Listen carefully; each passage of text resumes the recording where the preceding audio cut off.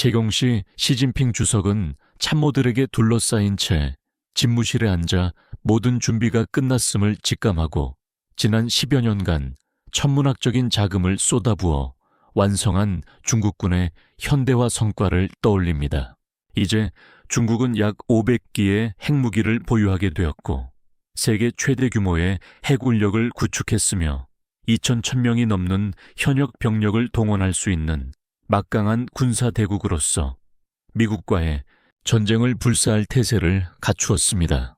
하지만 그는 태평양 전역에서 정교하게 조정된 동시다발적 공격 없이는 승산이 없다는 것을 잘 알고 있기에 일본과 한국에 분산된 190여 개의 미군 기지와 미 해군의 압도적인 화력을 먼저 무력화하지 않고 미국 본토를 직접 타격하는 것은 자살행위나 다름없다고 판단합니다. 시 주석은 태평양의 제해권을 확보하여 미국 본토로 향하는 길을 트는 것을 최우선 과제로 삼고 미사일 발사가 아닌 사이버 공격으로 전쟁의 서막을 올립니다. 수년간 중국은 미국의 인프라와 군사방어 시스템을 해킹하여 미국의 대응 능력을 마비시킬 사이버 기술을 연마해 왔으며 비록 2023년 12월 미국이 중국의 해킹 활동을 일부 차단한 바 있으나 시 주석의 첫 번째 공격 단계를 막기에는 역부족입니다. 시 주석의 승인이 떨어지자마자 수십 건의 대규모 사이버 공격이 시작되어 중국 해커들은 미국의 상수도 전력망 통신 시스템을 마비시키고 주요 군사시설 인근을 집중적으로 타격합니다.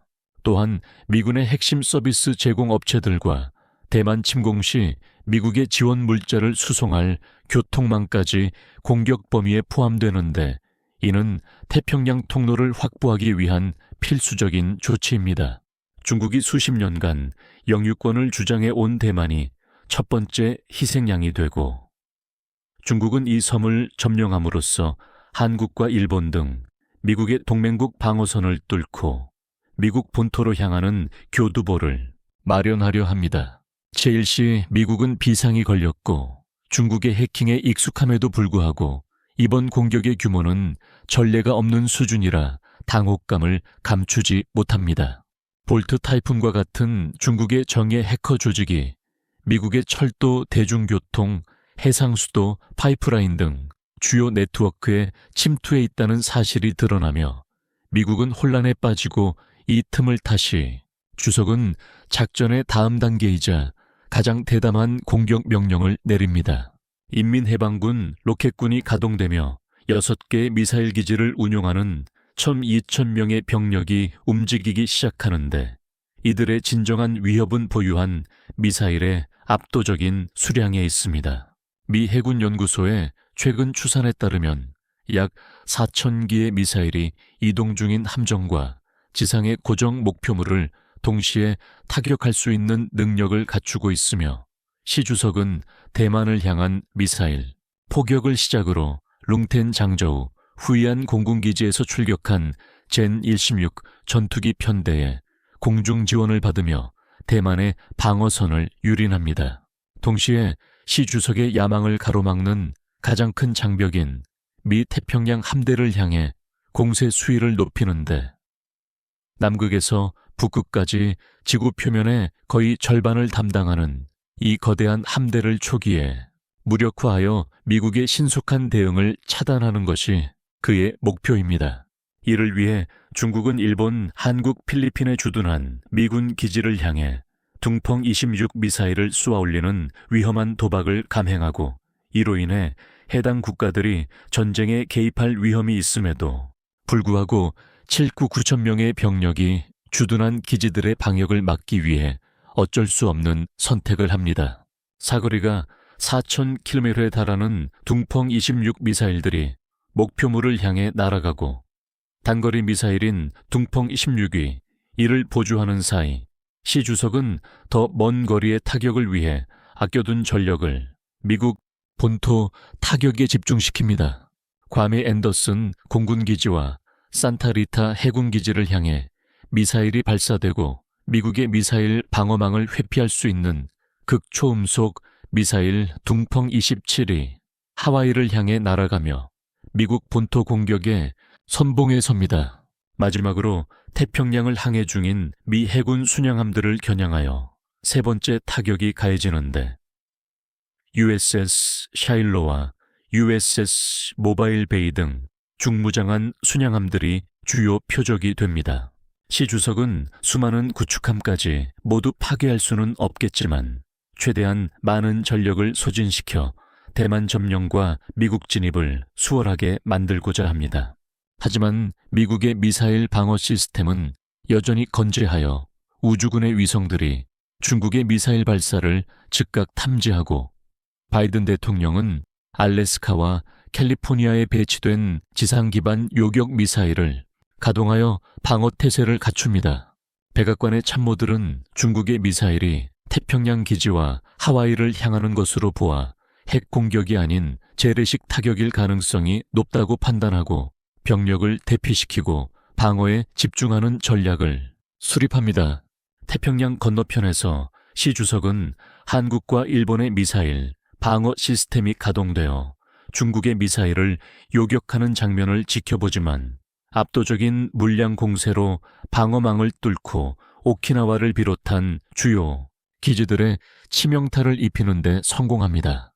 가데나 공군기지의 전투기와 공중급유기들이 파괴되어 미 공군의 작전 방향이 크게 제한되지만 시 주석은 이 기지들이 며칠 내로 복구될 것임을 알고 있기에 공격의 고삐를 늦추지 않습니다. 태평양의 미 해군 함정들은 불규칙한 기동으로 미사일을 회피하려 노력하지만 일부 순양함과 구축함이 피격되어 침몰하고 하와이의 방어망을 뚫은 미사일들이 USS 프랭크, 이 피터슨 함 등을 타격합니다.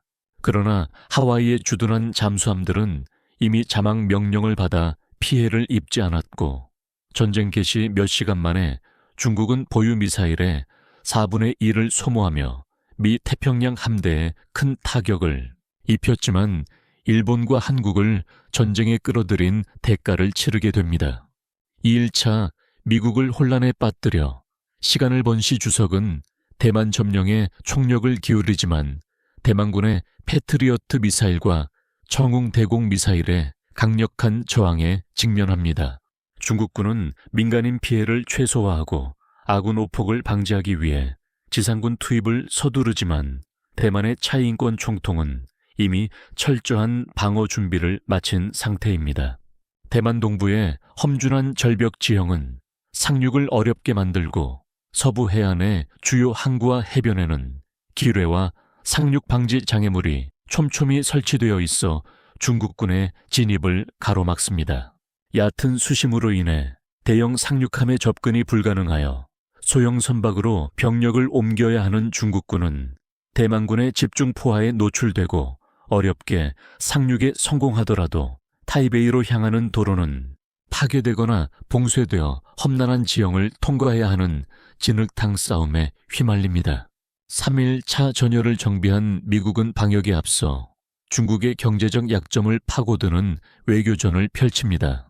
2023년 기준 3,500조 원 이상을 수입에 의존하는 중국 경제를 겨냥하여 바이든 대통령은 동맹국들과 연계해 강력한 제재와 무역 봉쇄를 단행합니다. 특히 일일 석유 수입량의 80% 이상을 차지하는 사우디아라비아 등 우방국을 설득하여 중국으로 가는 석유 공급을 차단하고 러시아의 지원만으로는 부족한 에너지난에 중국은 심각한 위기에 봉착합니다.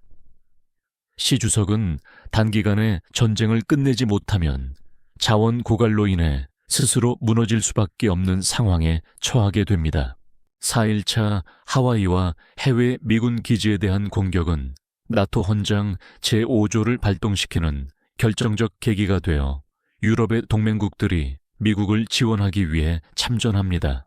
전 세계 31개국의 연합전력이 형성되고 대만 해협은 방역의 중심지가 됩니다.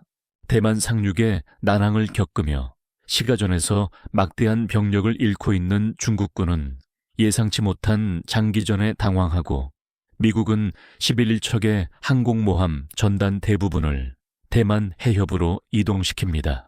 영국과 캐나다, 일본의 함대까지 합세하여 연합군은 압도적인 해상 및 공중 전력을 구축하고 한국은 북한의 도발을 억제하며 후방을 든든히 지키는 역할을 맡습니다. 2주차 대만 해변에서 고전을 면치 못하는 중국군은 미군과 연합군의 도착으로 더욱 궁지에 몰립니다. 수적 우세에도 불구하고 화력에서 밀리는 중국 해군은 연합군의 십자포화에 괴멸적인 타격을 입습니다. 미군은 수송기에서 장거리 순항 미사일 펠릿을 투하하는 래피드 드래곤 전술을 사용하여 중국 함대와 공군 기지를 초토화시키고 중국의 미사일 방어망을 무력화합니다. 대만 공군과 연합군의 공세에 중국은 제공권을 완전히 상실하고 대만 해협의 통로가 차단되면서 대만에 고립된 중국군은 독안의 쥐 신세가 됩니다. 미군은 대만 해변에 병력을 상륙시켜 중국군의 배후를 공격하는 협공작전으로 승기를 잡습니다. 2개월 차 중국은 샹급 핵잠수함을 동원해 미 항모 2척을 격침시키는 등 저항해보지만 미 해군 잠수함대의 방역으로 항모와 잠수함 전력을 대부분 상실합니다. 3개월 차에 접어들며 중국 해군은 사실상 괴멸 상태에 빠지고 본토 침공을 우려한 시 주석은 남은 전력을 철수시킵니다. 나토와 아시아 동맹국들의 단합된 힘 앞에 시 주석은 핵무기 사용을 고려하지만 미국의 즉각적인 핵 보복과 본토 타격의 두려움 때문에 결국 버튼을 누르지 못합니다. 경제 제재로 인한 민심 위반과 군사적 패배가 겹치며 중국은 항복을 선택하고 전쟁은 미국의 승리로 막을 내립니다.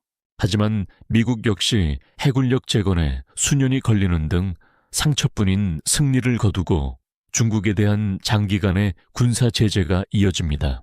이번 전쟁 시나리오는 동맹과의 협력이 얼마나 중요한지를 증명하며 잠재적 적국들에게 강력한 경고 메시지를 남깁니다. 과연 현실에서도 이러한 시나리오가 그대로 전개될지 아니면 중국이 다른 전략을 들고 나올지 여러분의 생각은 어떠신가요? 댓글로 의견을 남겨주시고 미 해군의 대중국 승리 전략에 대한 다음 영상도 꼭 확인해 주시기 바랍니다.